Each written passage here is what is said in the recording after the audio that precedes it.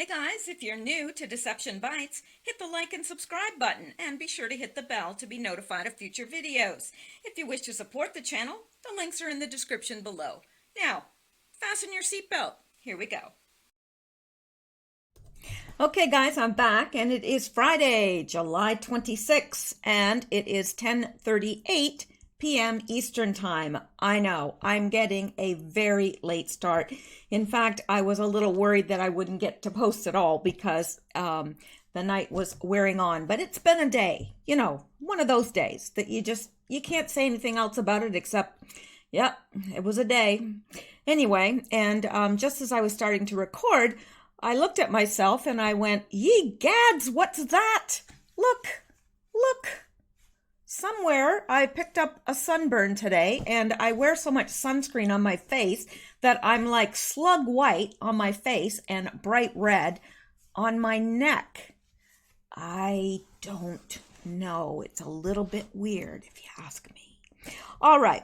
Anyway, that's enough about that. We are going to get into Q, not literally because I don't think that you can actually get into Q, but we are going to discuss Q, and we're going to discuss a couple of posts last night that we missed, and we are going to get into the posts for today, and we're going to do it all in one video. So let's get started. I hope you're all doing well, and I hope you're ready.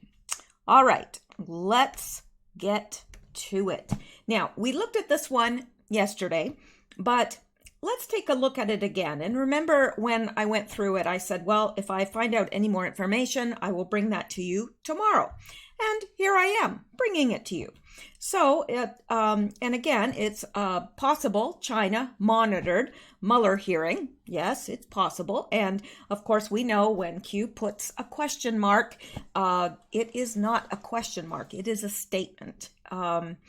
So it's possible China monitored the Mueller hearing. It's possible China is analyzing the likelihood of POTUS re-election in 2020. Oh, I'm quite sure of that. It's possible China is taking steps, think propaganda, to harm POTUS regarding 2020. It's possible China is in secure communications with the Democratic candidate or candidates running for president regarding reinstituting the U.S. piggy bank. And we discussed this yesterday and what that means, all the tariffs and so forth. We have been, kind of taking it in the back for a long time, and Trump put an end to that. But of course, I think they are discussing with China, saying, well, if you help us win the election, we'll help you to institute the U.S. piggy bank again. Yeah, that's exactly what's happening. It's possible China in secure communications with Democratic Party senior officials regarding reinstituting the U.S. piggy bank. It's possible China put extreme threatening pressure on North Korea the day of the Mueller hearing. Coincidence? Should hearing swing to POTUS? Possible acts were taken in effort to lessen the Democratic blow, or the blow to the Democrats. Possible acts were taken in an effort to change the narrative, define false flag. And that's exactly what we saw. Q. Because I was not aware. Now, I know you're probably saying, how could you have not been aware? But I wasn't. That North Korea launched a first missile test since Trump-Kim meeting at DMZ last month. So he launched this, and that came out yesterday, July 25th. So now I know what he was talking about, because I'm thinking when I was reading this last night, and that's why I was a little bit, discombobulated, because I looked at this and I thought, well, okay, this makes it seem as if a false flag has happened with North Korea, but I was not aware that they had launched a a new type of short-range ballistic missile. So they did that, and this was published in Fox News yesterday. North Korea launched new type of short-range ballistic missile, officials say. Now we know why. Because China was pressuring North Korea. And why were they pressuring North Korea? Because they wanted to take the focus off of the Mueller hearing, and they wanted to lessen the blow because it was pretty, well, I think it was a fatal blow, but we'll see if they rally. But anyway, it was apocalyptic to the Democrats. And so China, we know they want the Democrats to win because then they'll get their, they'll reinstitute that piggy bank. Yeah, we'll be paying for China again if the Democrats get in. And so that is what they want. So makes perfect sense to me now, but that little piece was missing for me yesterday. And that's why I said, well, I got to look into this a little further, and if I have anything further to say, I will bring that to you today. And here I am. All right, and I'm going to read this as well from Die Oppressor Liber, or Die Oppresso Liber, and it says China working with Democrat candidates to defeat POTUS in 2020. Heck, with Russian collusion, what about Chinese collusion? QAnon Post, China was monitoring the Mueller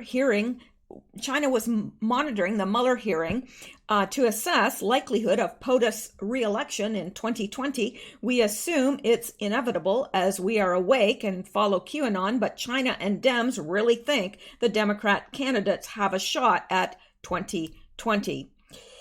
Not if they keep the candidates that they have now. No, they don't have a shot. Not unless they really cheat. Anyway, hard to fathom, but we must make sure that it doesn't happen and do our part when time comes to help re-elect POTUS and patriots to Congress. There's the cough. It shows up when I start to talk. China plans to use propaganda to attack POTUS in 2020 election. Now, the Democrats don't really care about, meddling in our election, foreign interference per se. They don't care about that. And you know how we know?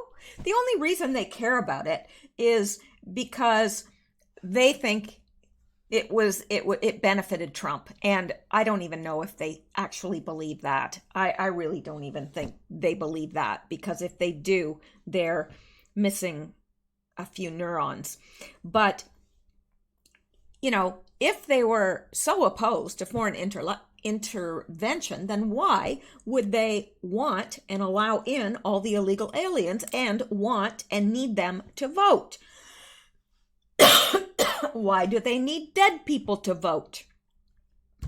That's not foreign intervention, but it's, what would you call that?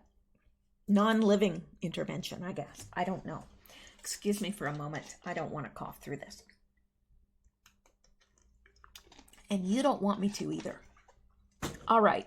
So China is literally in secret communication with Dem candidates discussing reinstituting the U.S. piggy bank for China and the rest of the world if Dems win. I think the Dems know they are screwed at this point and are going all in to work with China to defeat POTUS. They must know many are being surveilled due to FISA working both ways. They simply do not care anymore. China also in communications with senior Democrat leaders. Stupid. Chinese threatened North Korea to attempt to distract from how well Mueller hearing went. For POTUS. They were working on a false flag to change narrative from Mueller disastrous hearing. Didn't work. POTUS and military are prepared. My gosh. That's what you get when you drink soda. I shouldn't be drinking it. I know. We should commend Kim Jong-un for showing restraint as well. Nothing can stop what is coming. Nothing. And we, of course, know that. All right. here we go, up to the next one. And of course, we looked at this. POTUS was on Hannity last night.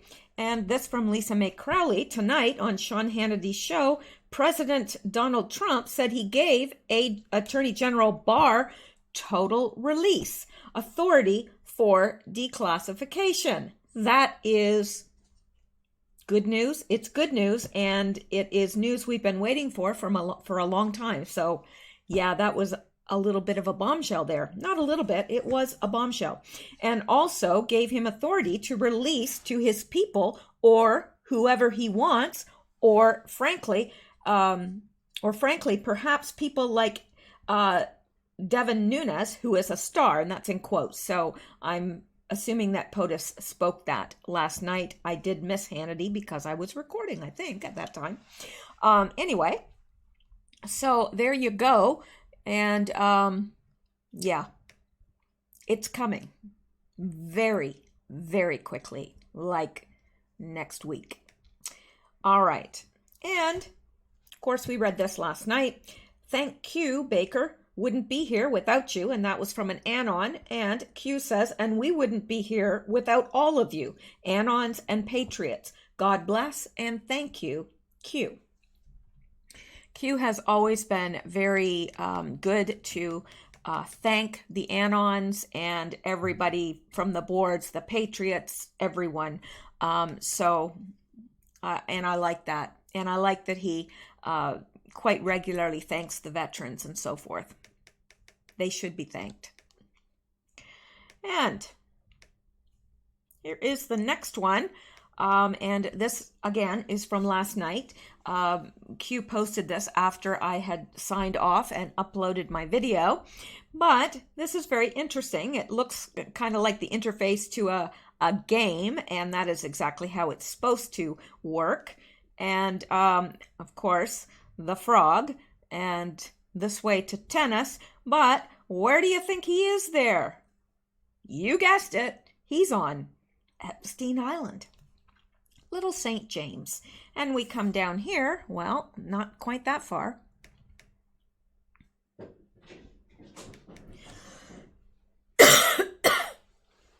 I swear, all day I haven't coughed. It is the oddest thing.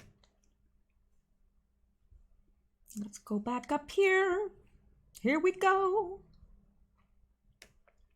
Yeah, this is how we know. Look familiar, anyone?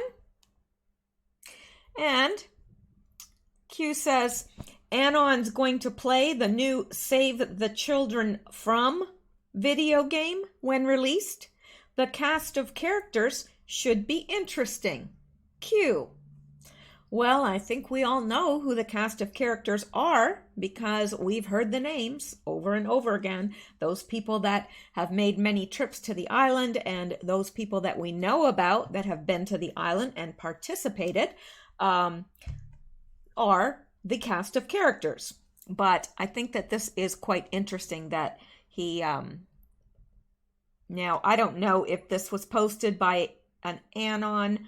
No, it doesn't. I don't know. I'm not sure where he got these pictures from, but these graphics, but it's interesting. Anon's going to play the new Save the Children From video game when released.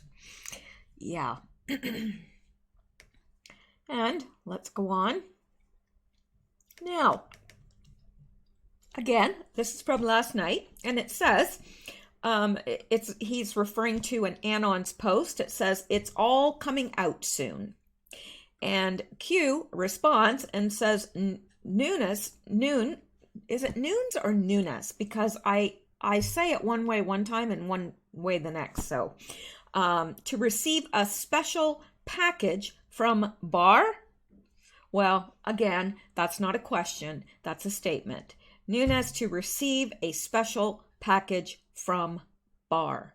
What is that special package? Don't know. Is it the declassification? I don't know. But he did, President Trump did allude to that on Hannity, from what I understand, that Nunes was going to be given a special package. So, Things that make you go, I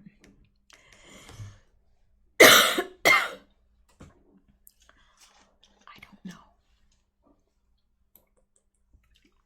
Someone mentioned that I should get something for a dry mouth, but I don't feel like my mouth is dry, but for some reason, when I start to talk on camera, I start to cough, and I don't understand it because I don't do that any other time. It's a mystery wrapped in an enigma. That's what it is. All right, now let's go up to this, and I believe this is the last one from last night. And Q, again, is referring to an anon, saying some anon add the Punisher face to Pepe. And of course, we know that the little frog character is Pepe, and whoever this anon is asking, would some other anon add the Punisher face to Pepe? And Q responds and says, while it is certainly not meant to be funny, and he's speaking of the video game graphics here, while it is certainly not meant to be funny, it sends a very important intended message. Cast of characters are known. Q. And I think that we are aware of that they know who has been there now, they know who's involved, and they know who did what. They have it all, as in ALL, as in everything.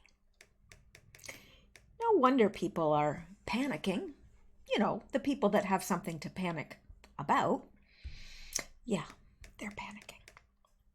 Okay, now this is the first one from today, and let's start off with, in kill brackets and bolded, smoke and mirrors. How do you attempt to keep the narrative in play, control the sheep? And let's go down to this first link, and let's take a look at it.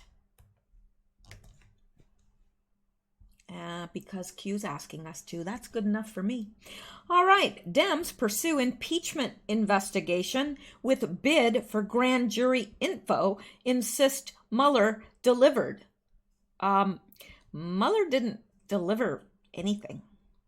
I don't even, nah. There was nothing delivered. It was disastrous. And if the Democrats can actually look at that and say, oh, well, yeah, there was, we need to impeach him because, Mueller delivered the goods. We have to ask them what they're smoking, and we need to ask them to put down the crack pipe because they are on something, or they're senile, or they've got, dementia, really the same thing, Alzheimer's, something. Because I don't think they were watching the same thing I was watching. Seriously. Democrats on the House Judiciary Committee said Friday they are proceeding with what they called an impeachment investigation.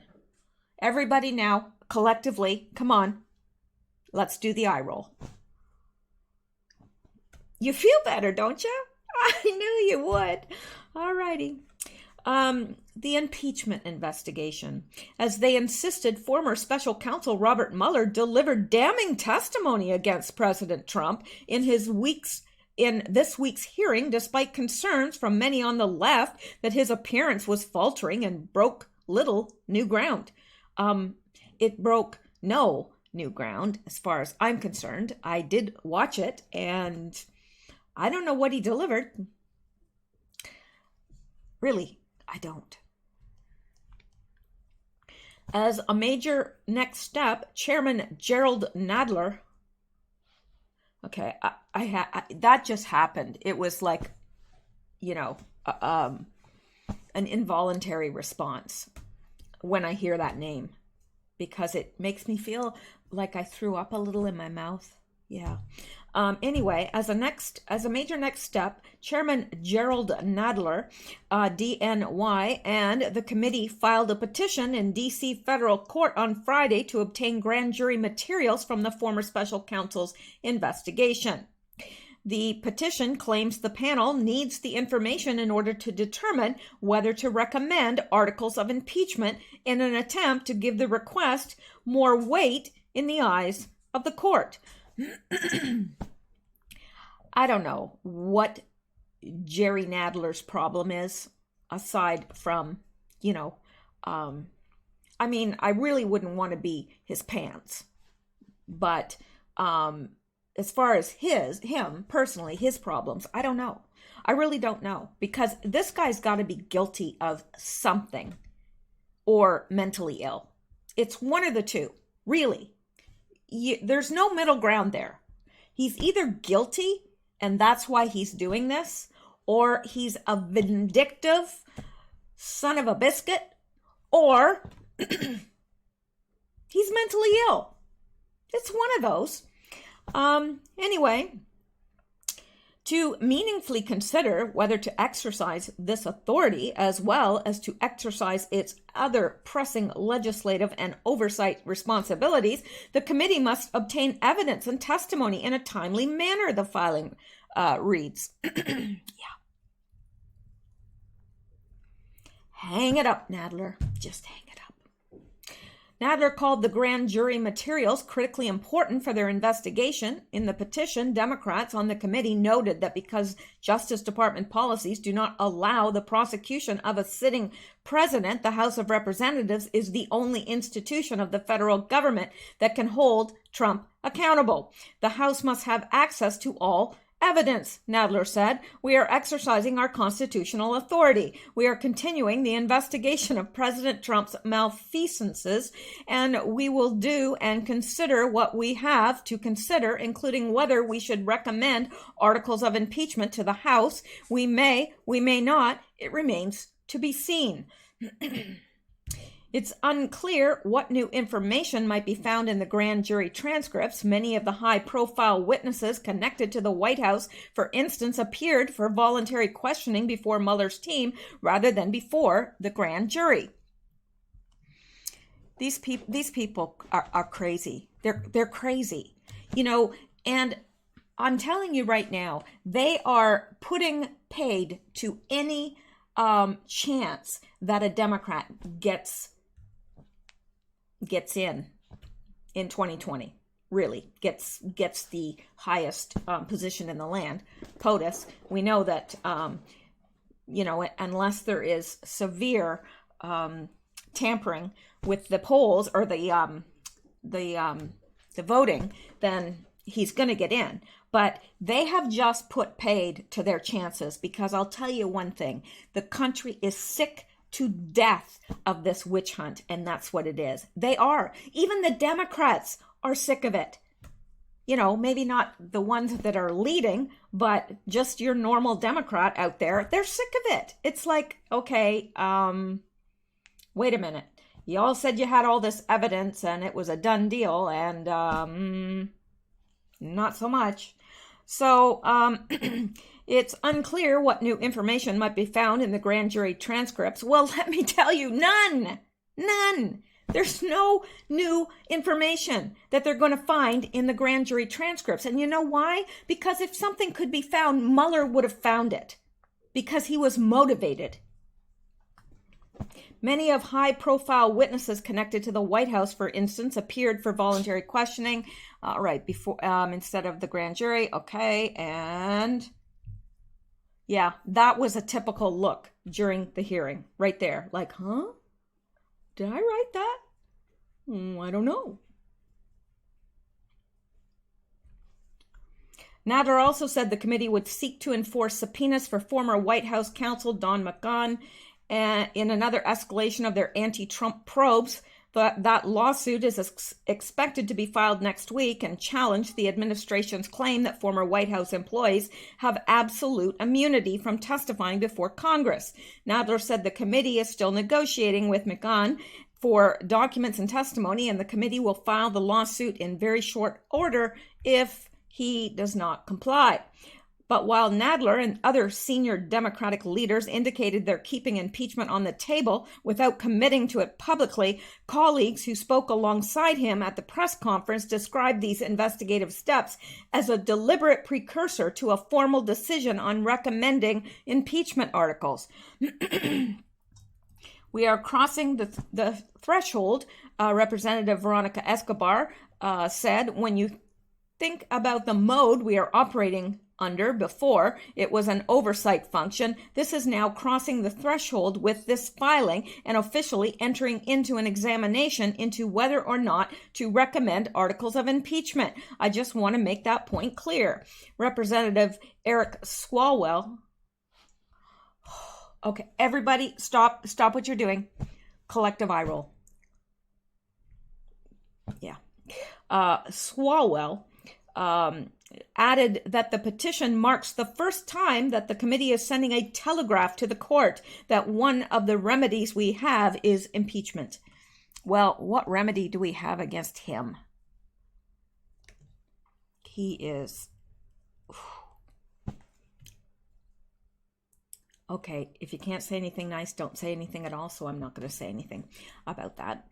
This is an impeachment investigation on whether we should introduce articles of impeachment to Congress, he said. This description, though, prompted confusion on Capitol Hill. Republicans on the same committee insisted that the House had not entered a formal impeachment inquiry, meaning Democrats aren't entitled to the grand jury material they seek. The House is either formally in impeachment proceedings, which involve both an impeachment inquiry and consideration of articles of impeachment, or we are not. It's a binary issue, a GOP aide said in an email. House Judiciary Committee ranking member Doug Collins blasted Nadler's move to sue for grand jury material to which they have no right. Chairman Nadler's legal action here is sure to fail, weakening Congress' ability to conduct oversight now and into the future. If my colleagues want grand jury information, they should propose legislation allowing Congress to access it, he said in a statement. Democrats want to convince their base they're still wedded to impeachment even after this week's hearing, but a baseless legal claim is an odd way to show it. But Representative Sheila Jackson, one more eye roll. Yeah, Sheila Jackson. Said the petition to the court Friday will help the committee delve even farther. We are not running away from articles of impeachment, she said. We are building it on a trail of misconduct that was evidenced very deeply on Wednesday. Yeah, well, I think somebody should look into her trail of misconduct. During her weekly press conference, House Speaker Nancy Pelosi on Friday said she was not trying to run out the clock on impeachment as she kept options open despite a public reluctance to proceed with impeachment. Let's get sophisticated on this, she said. We will proceed when we have what we need to proceed, not one day sooner. She added that rank-and-file Democrats advocating for impeachment only gives her leverage. I have no complaint with what they're doing, she said, so I am willing to take whatever heat there is to say the decision will be made in a timely fashion. This isn't endless. Well, it seems endless to me. Does it seem endless to you? But when we have the best possible case, and that isn't endless either. Excuse me. The escalation comes after Mueller delivered his highly anticipated testimony for hours on Wednesday before both the Judiciary and House Intelligence Committees. After the back-to-back hearings, even some on the left felt they were giving little new material to fuel a case for impeachment. But Nadler on Friday said Mueller's testimony was an inflection point. Well, Nadler needs help. Serious help. Nadler claimed Mueller's report showed that Trump campaign welcomed Russian interference in the 2016 election, and Trump repeatedly lied to cover it up, and his testimony removed all doubt about those points. These people are listening to something totally different than what we're all listening to. Really.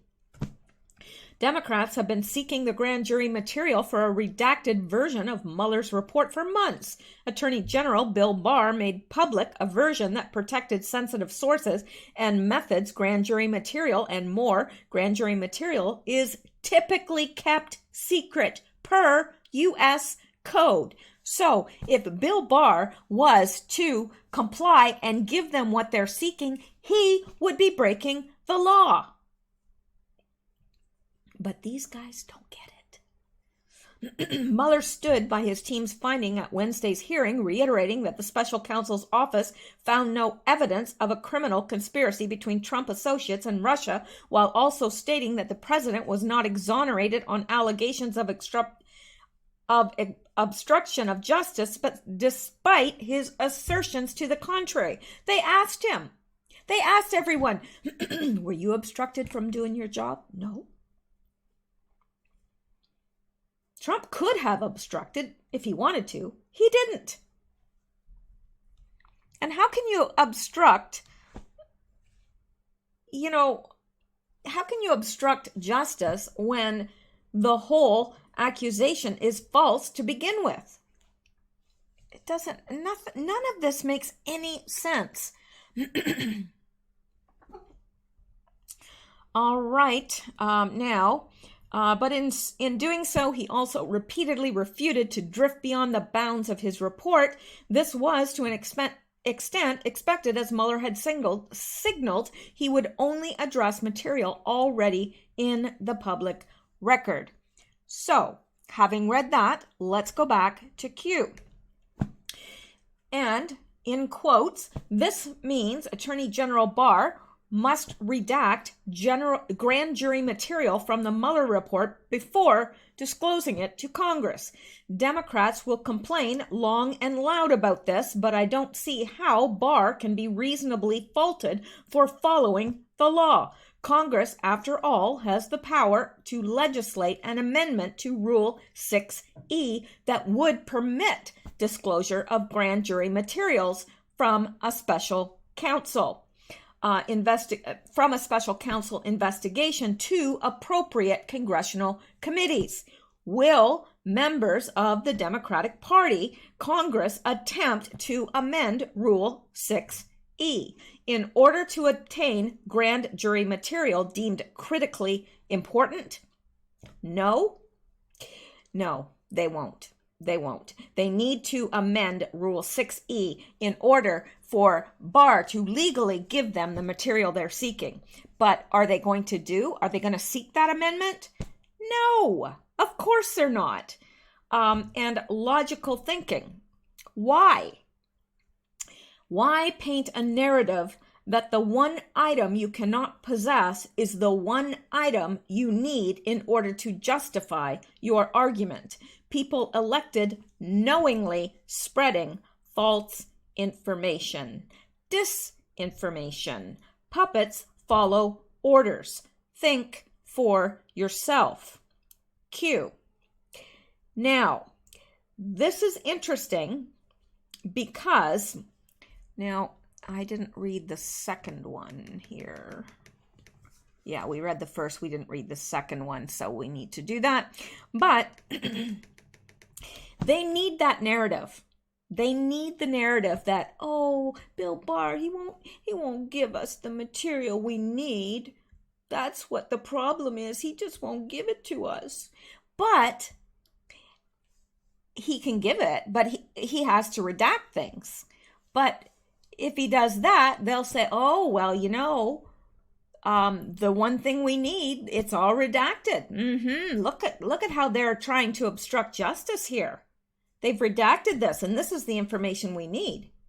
But if they went and sought an amendment to Rule 6E, they could get the complete records with no amendments. With no redactions, rather. They could get all that. It wouldn't be redacted. They'd have everything they need. But are they going to do that? Of course not. Because this gives them the narrative that they need. Oh, well, they're obstructing. Trump knows he's guilty, so Barr redacted everything that we need. The very things we need, the very things that prove it, they redacted. Bad Democrats. Bad orange man. Right? Yeah, makes perfect sense. Now let's take a look at this because Q has directed us to it. Court ruling implies that Barr must redact grand jury info from Mueller report. Yeah, he is, if he were to give it to them the way they want it without redacting it, it would be against the law. They need to amend Rule 6E, but they're not going to do that. And Mueller is not going to give it to them because he would be breaking the law. Pretty simple. Not for these guys, though. They have to make something out of everything. Democrats will complain, but the Attorney General can't be faulted for following the law.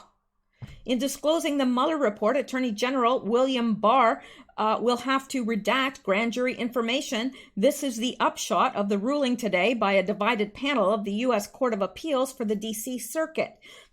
I flagged this case, now called McCumber versus Barr, formerly McCumber versus Sessions, last week. It did not rise out of the Mueller investigation, but it obviously has significant ramifications for the Mueller report. In particular, how much of it will we get to see?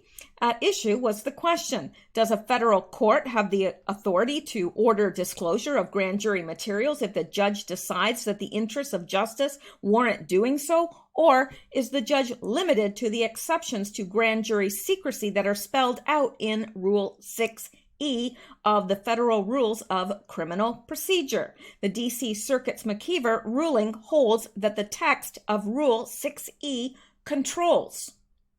Consequently, judges have no authority to authorize disclosure outside that rule. So if Bill Barr, did it anyway, he would be in violation of the law. And do you really think the Attorney General is going to violate the law in order to make these Democrats, nothing's ever going to make them happy. So they want him to break the law? That's what they're asking him to do. They want him to break the law. Now, all they have to do is seek an amendment to Rule 6E, but they won't do that. Oh, no. Of course not, because they want to run their mouths. And so the Republicans won't give us what we need. At issue, let me see here. Okay, we just read that. This is significant for the Mueller report because Rule 6E does not contain an exception to secrecy that would permit disclosure to Congress. What is so hard to understand about that? Why are well, we know why. We know. I mean, do you think they don't know the law? I think they do. Maybe some of them don't. Like, I would really be shocked if AOC did or if Ilhan Omar did.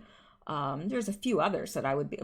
Well, I think Pelosi does have a great deal of knowledge. It's just that it's escaping her grasp right now. And I don't mean that in a critical way of her because she can't help, aging. That's not her fault. But anyway... Let me see here.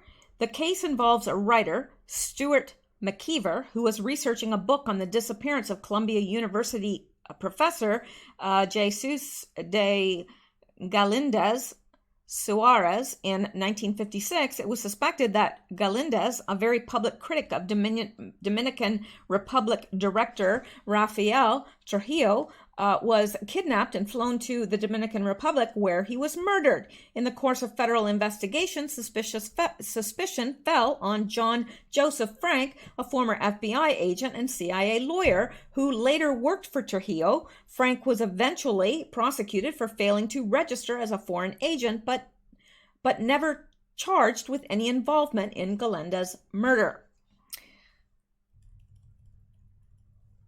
2013, for the purpose of his research, McKeever petitioned the court for release of records of the grand jury proceedings that led to Frank's 1957 indictment. There is nothing in Rule 6E that would permit the veil of grand jury secrecy to be pierced for an academic or literary research project. Yet the district judge asserted that federal courts have inherent supervisory power to disclose grand jury materials, including those that are historically significant. Ultimately, however, the judge denied the petition, reasoning that it was overboard. McKeever appealed. In opposition, the Justice Department argued not only that he should be denied the grand jury records, but also that the lower court had been wrong to claim authority to disclose the materials outside the strictures of Rule 6E. The three-judge panel agreed with the Justice Department in an opinion written by Judge Douglas H. Ginsburg, now a senior judge appointed by President Reagan, and joined by Judge Gregory Katsas, appointed by President Trump. Judge I can't pronounce that last name, appointed by President Obama, dissented. The majority explained that the Supreme Court has long recognized the vital purpose served by the grand jury secrecy, and thus that secrecy must be protected unless there is some clear contrary indication in a statute or rule. Disclosure is the exception, not the rule. So, in Rule 6E, Congress has prescribed grand jury secrecy and its exceptions. Those who contend that a court may permit disclosure outside the rule argue that judges had such authority before the rule was enacted. The panel majority, however, emphasized the rule's sweeping language. Officials must refrain from disclosure unless these rules provide otherwise. The rule also takes pains to spell out the situations in which a judge may authorize disclosure. Plainly, the intent of the rule was to limit disclosure. Were an unwritten judicial power to ignore the limitations recognized, the rule would be pointless. The exceptions enumerated in the rule permit judges to authorize disclosure to federal and certain non-federal officials in order to aid in the enforcement of criminal laws. Clearly, it would be easy to conjure otherworldly exceptions. Nevertheless, the panel majority observed the Supreme Court had stressed that not every beneficial purpose or even every valid governmental purpose is an appropriate reason for breaching grand jury secrecy. The panel rejected the claim that the D.C. This is just going through all the precedents and everything, but the long and the short of it is Barr cannot disclose this material without violating the law. If they want this material, they must seek an amendment to Rule 6E, period. They won't. They won't seek that. Not because they can't, because they clearly can, but because they don't want to, because it gives them an excuse to keep up with the same narrative that Orange Man bad, Orange Man colluded with Russians, Orange Man obstructed justice, when we all know it's poppycock. I hate that word. There's a better word out there, but yeah. So anyway, I'm not going to go through all these precedents and things on how this rule applies and so forth, because that is the long and the short of it. And Bill Barr is not about to break the law, no matter what the Democrats, are screaming. I really have to wonder. I wonder about their intelligence, first of all, and I wonder about their mental health, some of them. I really do. Anyway, let's go on here, because Q has more for us. Yes, he does. And here is the next one. Clearly, this is Bill Clinton, and this is Ghislaine. And let's take a look at the link that Q has provided us here. Well, maybe I spoke too soon here. Let me see. Come on. Come on. Come to mama. Come on. There we go. Have to speak nice to it. Buy it a meal. Take it dancing. All right. Now, who is British socialite Ghislaine Maxwell, Jeffrey Epstein's longtime partner? No. They're good friends. They probably had some romantic terse, but she provided him with the goods. The daughter of British media mogul, Maxwell is alleged to have served as madame for the billionaire partner. It feels like I've read this before, and perhaps I have.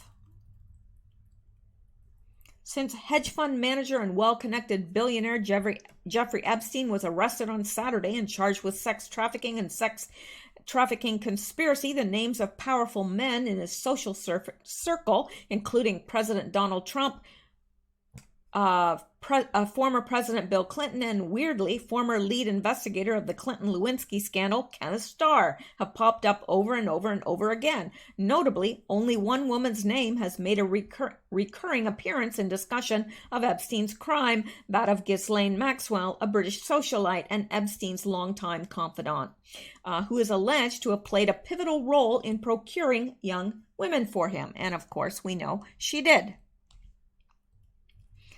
And probably did much more than that. Although no charges have been filed against Maxwell or anyone else in Epstein's inner circle for that matter, she has long been dogged by allegations that she played a pivotal role in procuring young women for Epstein and has been named in numerous civil suits to that effect. As for Epstein himself, he pleaded not guilty to the charges against him on Monday. Rolling Stone reached out to Epstein's legal team for comment but has not received a response. Maxwell has denied any involvement in the past, with a representative calling the allegations obvious lies. Surprisingly, even Maxwell's relatively high-profile role in both the English and American social scenes, fairly little is known about her or the exact nature of her relationship with Epstein. She's been alternately referred to Epstein's romantic partner, his best friend, his fixer, and a madame catering to his sexual desires. Here's what we do know about the woman who has been a member of Epstein's inner circles for decades, and whether we can expect to see her playing a larger role in the criminal proceedings against him. Now, I think we've gone through a lot of this before. Maxwell is the daughter of British media mogul Robert Maxwell, who owned and operated a number of British tabloids and was at one point estimated to have been worth nearly $1.9 billion. She was educated at the prestigious Marlborough boarding school in the UK and went on to study at Oxford. The Maxwells were active in both British and American social circles, and the family apparently had ties to Trump before even Epstein did.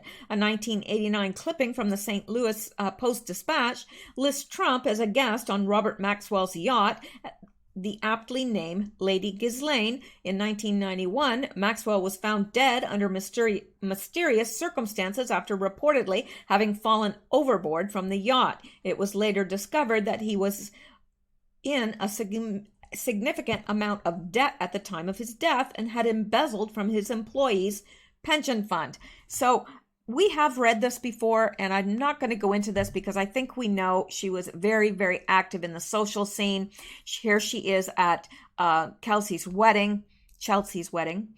And she also, for the past 2 decades, Maxwell has held the types of board positions and charitable foundation advisory roles favored by the uber wealthy, founding the charitable organization, the Terra Mar Project, which works to preserve the world's oceans. In 2012, she also continued to cultivate friendships with extremely high-powered individuals, such as Trump and Prince Andrew, reportedly introducing Epstein to the latter in 1997, and former President Bill Clinton, even appearing as a guest at Chelsea Clinton's wedding in 2010. Now, and might I say that Trump had a falling out with Epstein a long, long time ago. And he was always, yes, he loved women. Absolutely. There's no question about that.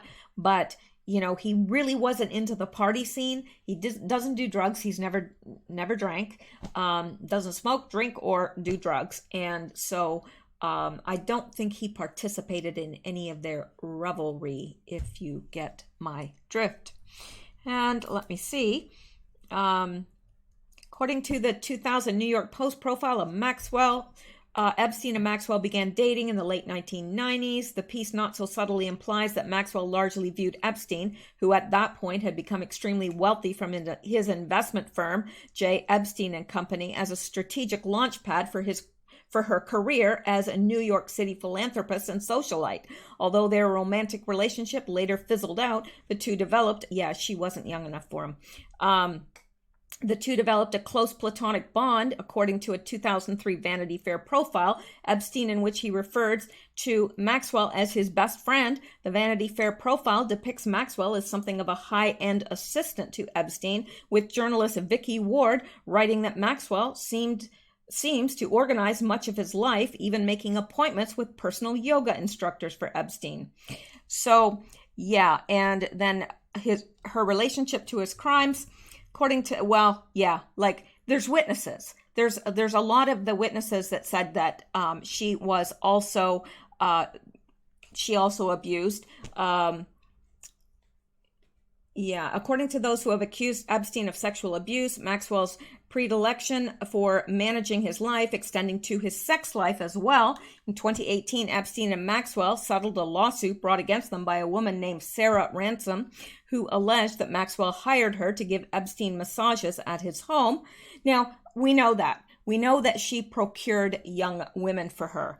And then last April, another woman and former Epstein employee, Maria Farmer, alleged that Maxwell and Epstein had sexually abused her and her 15-year-old sister on 2 separate occasions. So these people aren't just saying that, he was procuring these young women for him, but she was also engaging in abuse.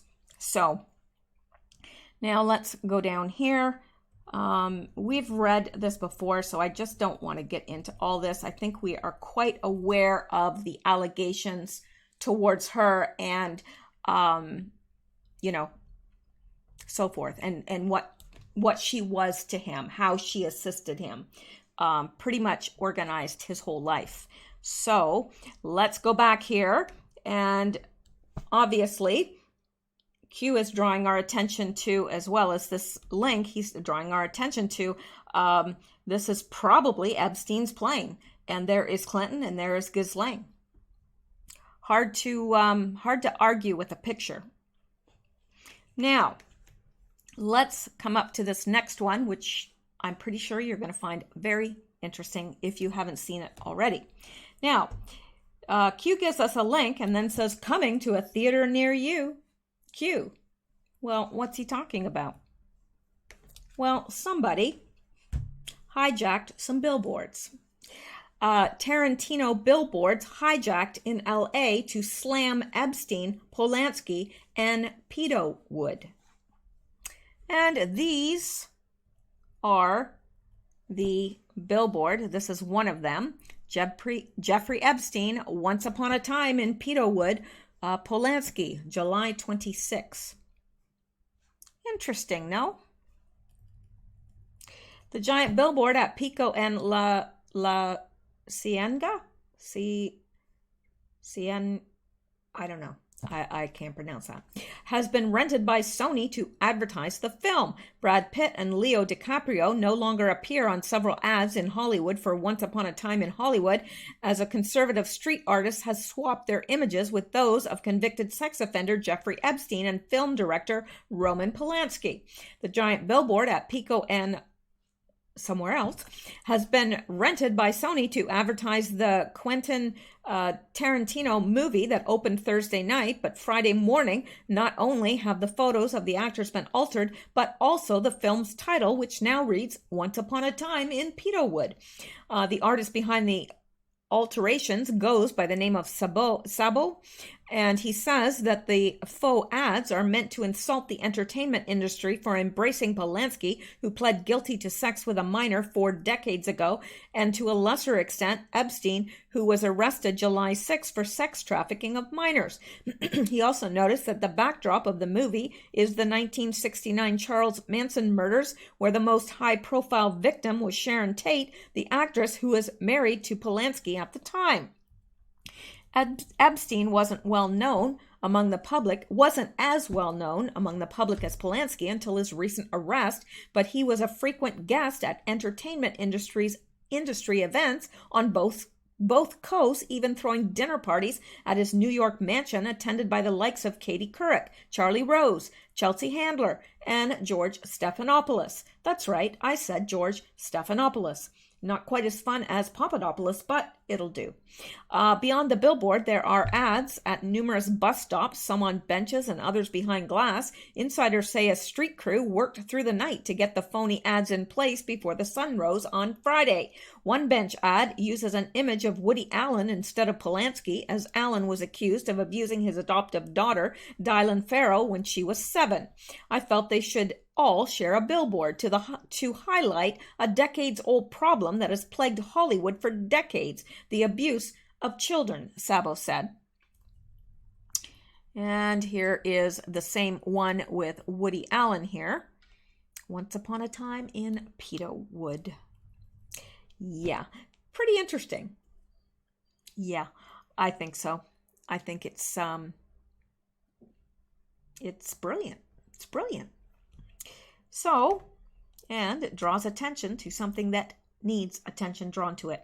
And Q says, coming to a theater near you. Once Upon a Time in Peterwood. Yeah, everybody's going to be talking about this soon. Really. I mean, people are already talking about Epstein, but, half of it hasn't, not even a tenth, 1/100th, 1/1 has come out. There's a lot. All right, let's go on. You know why? Because we can. So Q, again, just leaves a link for us and signs off Q. So let's take a look at this link. This will leave you a little gobsmacked. UN warns Britain over child voodoo rituals, pedophile sex tourists. Yeah, honestly, if this wasn't from this website, I might question if it was true. But you know what? You know that saying, truth is stranger than fiction? It really is. It really is. Because really, if I saw a movie about this, I'd go, get out of here. That could never happen. And you know why? You know why people like you and I say things like that, like, oh no, that can't be real? Because we're normal. We don't think about things like that. And it's like the guy that, you know, is like a normal neighbor, and a serial killer is next door and he's arrested, and there's bodies buried in the backyard, and the news people are interviewing the neighbor and saying, well, you know, tell us about your neighbor. Well, I don't know. I thought he was a great guy. I didn't know he was killing people and burying them in the backyard. My gosh, he came over for a barbecue. Yeah, he used to swim in our pool. Hang on. There's a cat scratching on my chair. Yeah, and you know, you hear that time and time again. And why? Why are they so incredulous? Like, why do they always say, what? I thought he was a nice guy. Our kids played together. Yeah, he came over for supper sometimes.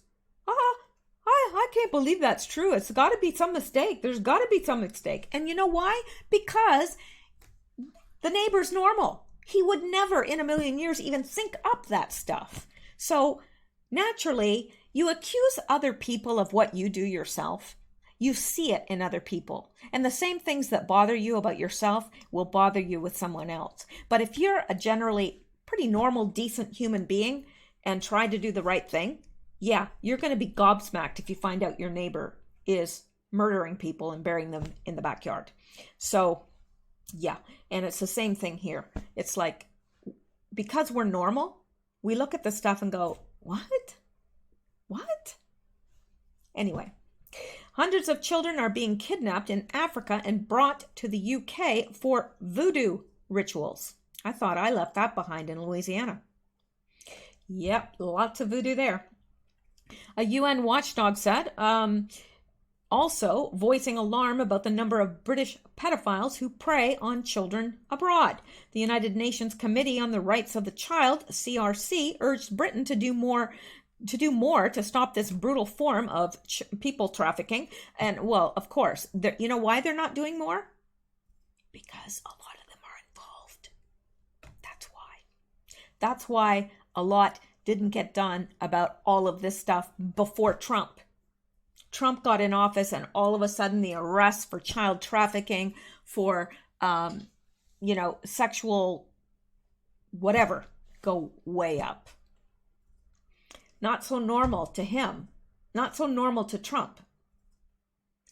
Okay, so we're concerned about reports that hundreds of children have been abducted from families in Africa and trafficked to the UK, especially London, for religious rituals. Kirsten Sandberg, head of the CRC and former Norwegian Supreme Court judge, said Thursday. She said that trafficking for rituals was part of a wider problem where thousands of minors are brought to the UK who end up being child prostitutes or being sexually exploited. Now, I'll say this because they don't, or killed, or eaten. We know it happens.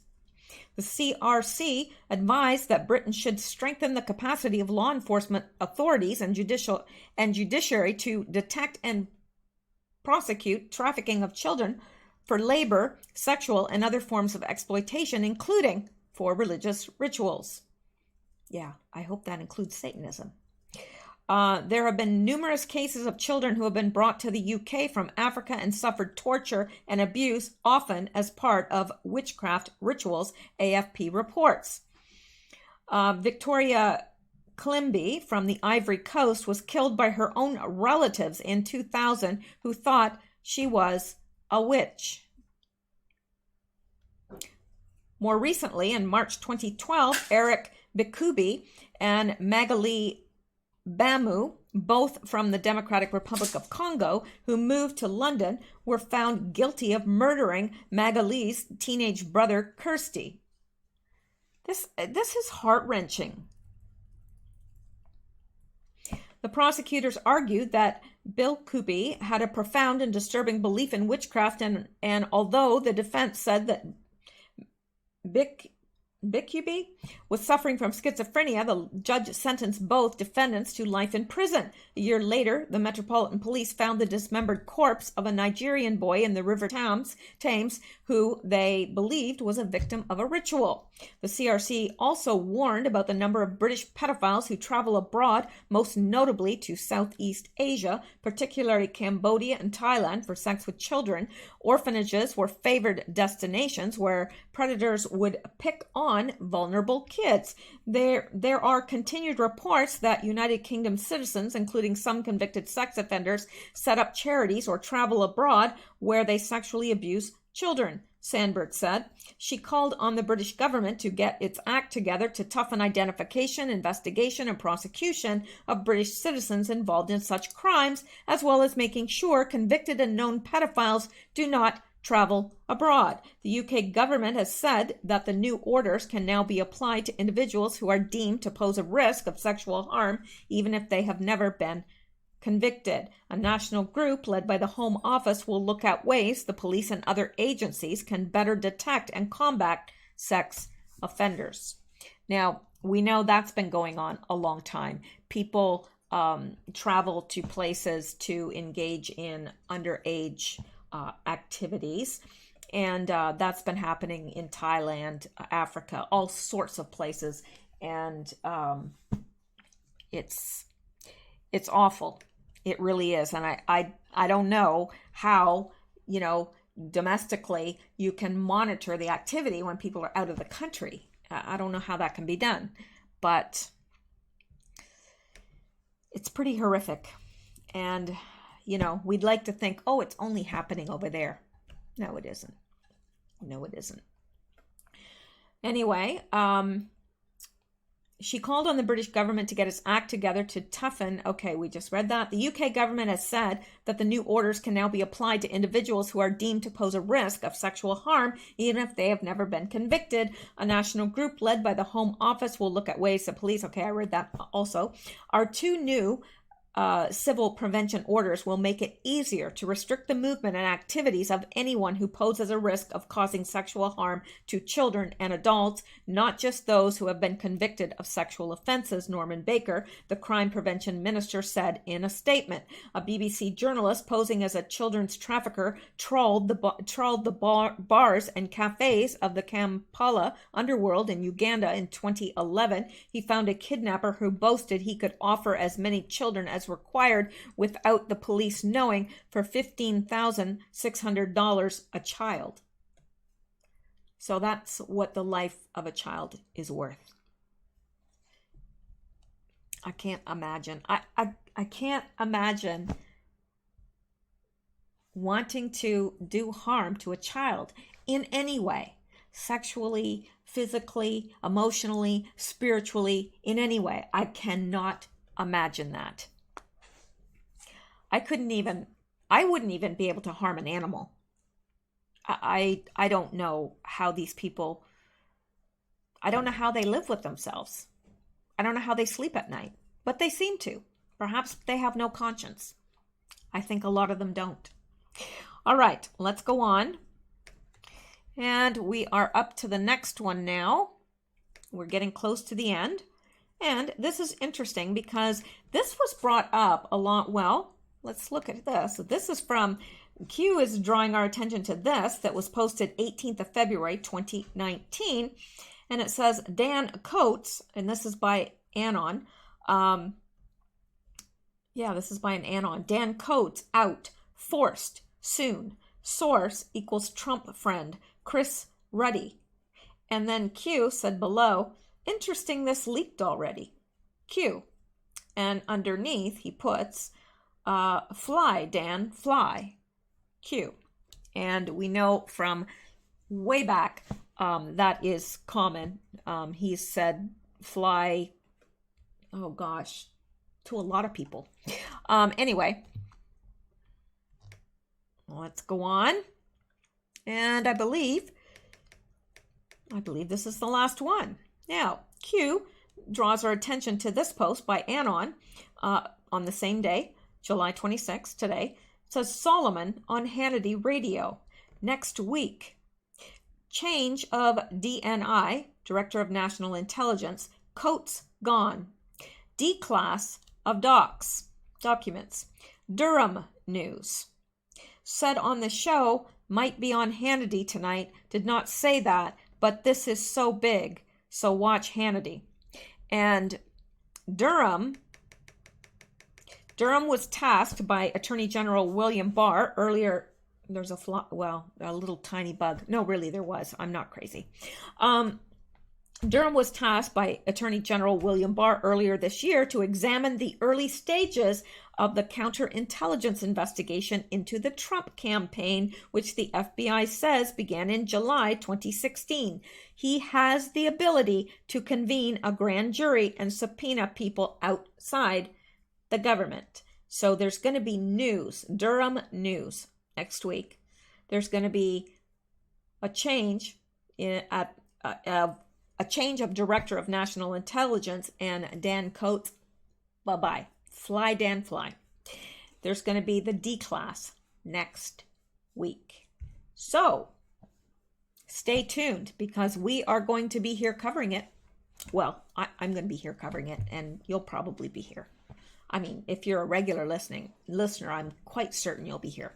So, that is it for today. And that brings us completely up to date, unless Q has posted in the meantime, and you never know about Q. He's tricky like that, tricky. So let's just see if we are indeed caught up, so you'll know, because there's only 10 minutes left in which he could post. Well, 14 minutes. to be precise. Yes, we are up to date. So I will be back tomorrow. If Q posts, I will bring you that. And I also am going to have to fit in a Q-related news tomorrow because there's a lot of it. And it's backing up and it's important stuff. So if Q posts, I'll be doing 2 videos tomorrow. And I'll see you then. Thank you guys so much for listening. I appreciate all of you. I really do. You guys are just so sweet. You really are. I don't know what I did to deserve the listeners that I have, but I'm thankful that I do. And you guys sleep well, stay safe, and keep seeking truth. See you tomorrow. Good night.